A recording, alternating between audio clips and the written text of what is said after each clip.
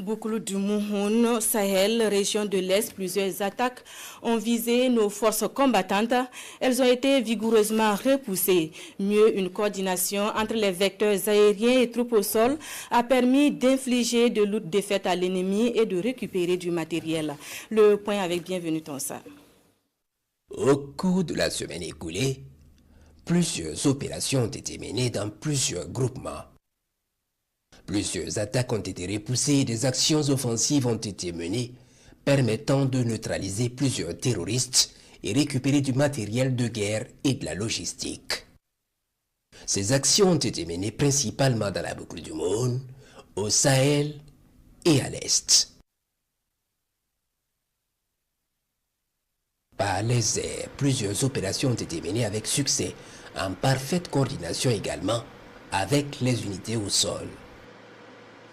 Ce 14 novembre, à la suite des frappes dans la zone de Wele vers Titao le 12 passé, des criminels rescapés du 12 seront suivis jusqu'à leur point de repli. Après une longue observation, ils sont clairement identifiés et l'attaque peut se préparer. Ils sont frappés immédiatement dans leur cachette.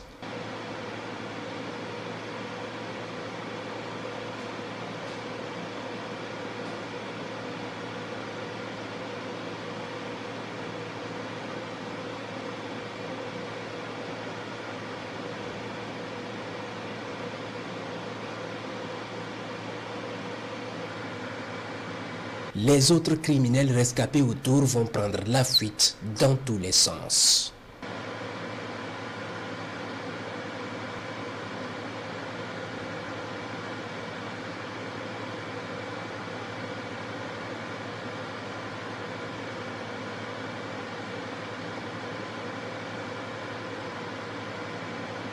Ce 16 novembre, les observations dans la zone de Tauremba ont permis de déceler un important plot logistique ennemi gardé par des criminels dans 2 bâtiments.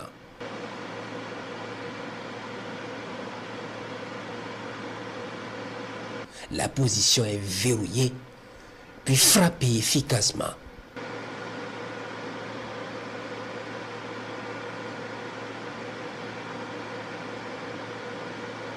Les gardes vont y brûler avec la logistique.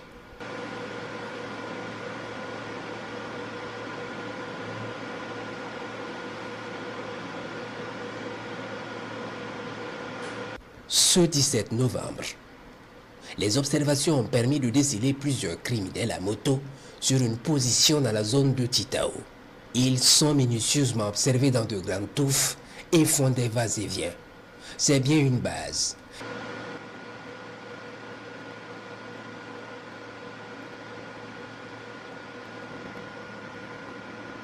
Les vecteurs préparent l'attaque, puis frappent le gros lot.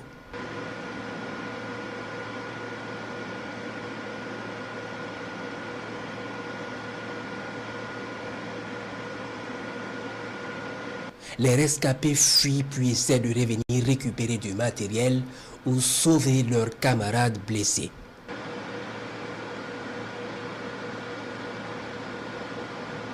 Un deuxième missile va s'abattre sur la position immédiatement en attendant l'arrivée des forces au sol pour achever le travail. Les bataillons Tienga et Tigre vont immédiatement investir les lieux pour achever le travail et récupérer du matériel encore utilisable.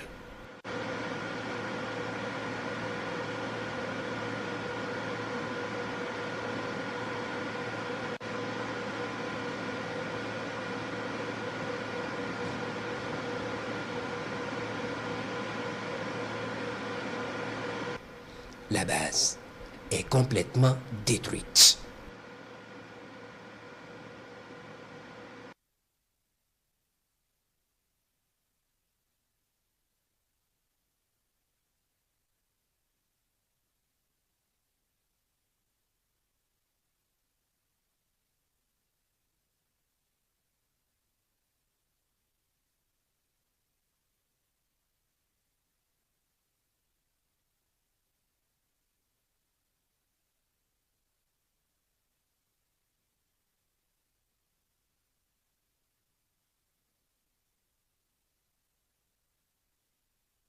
Toujours ce 17 novembre, des centaines de criminels sont observés en plusieurs groupes en mouvement dans la zone de Pobé-Mengao et Gargaboulé.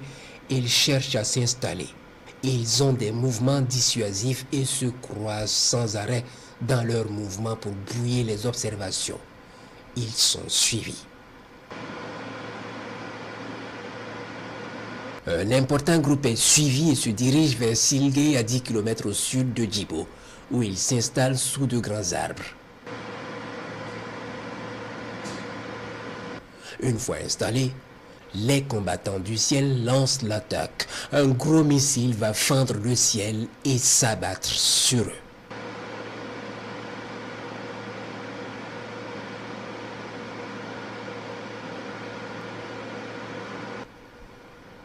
En plein dans le mille, ils vont brûler avec leur logistique et les flammes incandescentes sont visibles depuis le ciel dans cette nuit.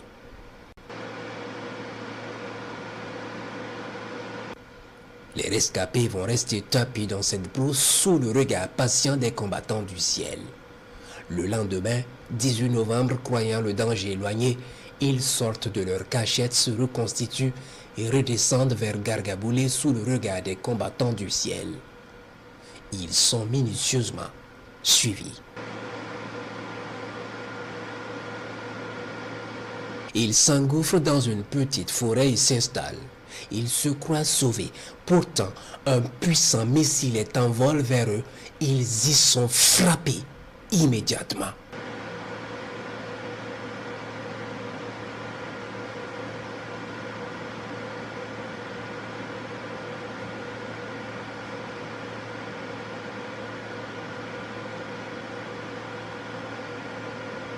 Les rescapés qui étaient loin de la zone vont rapidement se mettre à l'abri sous les arbres pour échapper aux vues aériennes. Il est fait donc appel aux chasseurs qui ne se font pas prier pour arriver dans la zone. Ils vont traiter efficacement ces criminels dans leur cachette. Aux environs de 16 heures ce même jour, un groupe qui s'était réfugié à Pobé-Mengao, ne sachant quoi faire, décide de sortir de sa cachette et fuir vers l'est. Le groupe est suivi dans son mouvement et passe vers Namisigia au sud de Djibo, puis se dirige vers Tidialé à 15 km de Bourzanga. Le verger sous lequel il s'installe est immédiatement verrouillé, puis frappé violemment.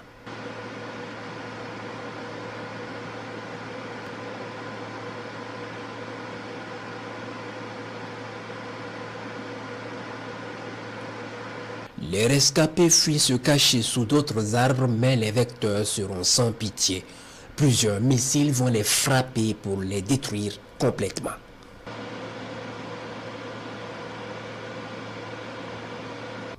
Dans le même temps, ce 18 novembre, il est 17 h lorsque les combattants du ciel en recherche dans la zone du Sahel repèrent une colonne de criminels dans la zone de Seba. Ces criminels sont suivis jusqu'à un verger où ils s'installent tranquillement. Puis, non loin d'eux, un autre groupe de criminels est repéré dans une école abandonnée tranquillement installée et vacant à leurs occupations funestes. L'attaque des deux groupes est préparée simultanément par les vecteurs. Un premier vecteur va foudroyer le groupe de l'école efficacement.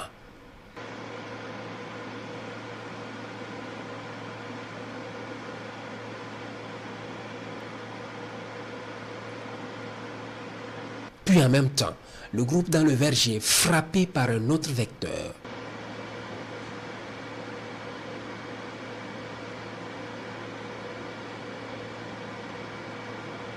Ils brûlent avec leurs moyens. Puis tard dans la nuit, croyant le danger éloigné, certains criminels rescapés viennent constater les dégâts. Ils sont suivis minutieusement. Ils reprennent la progression vers le village de Waboti à 35 km au nord de Seba. Ils s'installent sous un grand arbre, ils sont immédiatement verrouillés et frappés efficacement. Ce 20 novembre, Il est 6 heures. Lorsque les observations permettent de découvrir des criminels sur leur base, en séance d'entraînement matinale dans un hameau à 15 km au sud-est de Nouna.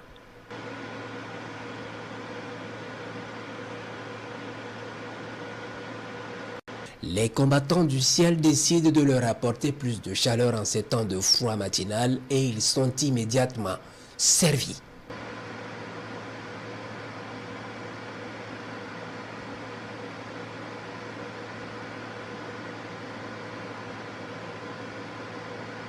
Les rescapés ayant fui se cacher dans les buissons à côté vont être également frappés.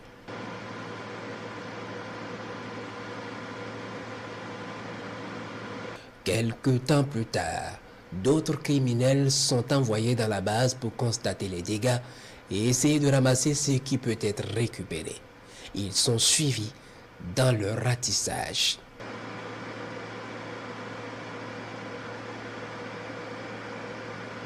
Puis à un moment donné, ils seront interrompus dans leur manœuvre par un missile.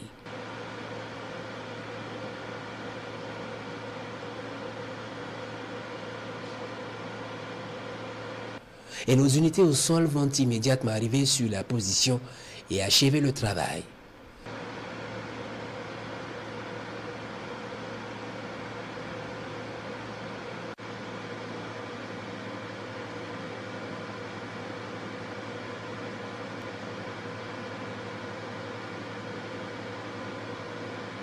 Ils détruisent complètement la base.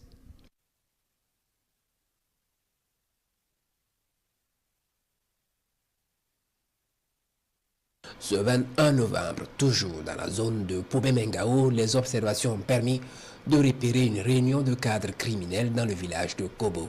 Ils sont observés puis à un moment donné, ils quittent les arbres pour se retrouver sous un hangar devant un bâtiment. L'attaque est lancée. Ils sont verrouillés et frappés efficacement.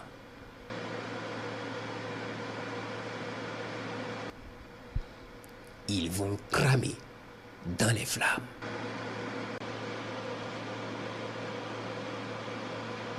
Dans le même temps, un tricycle chargé de logistique escorté par des motos quitte Pobé-Mengao et fuit vers Fergindi au sud-est de Djibo. Ils sont suivis jusqu'à un hameau abandonné où ils s'engouffrent rapidement sous les couverts. Ils sont frappés efficacement. Puis les rescapés également.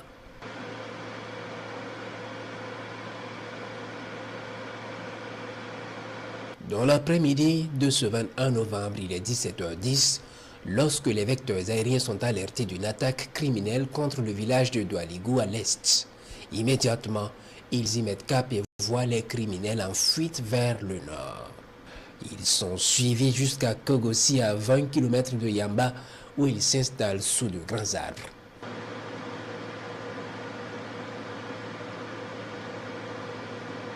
Se croyant sauvé, le chrono est verrouillé immédiatement et frappé.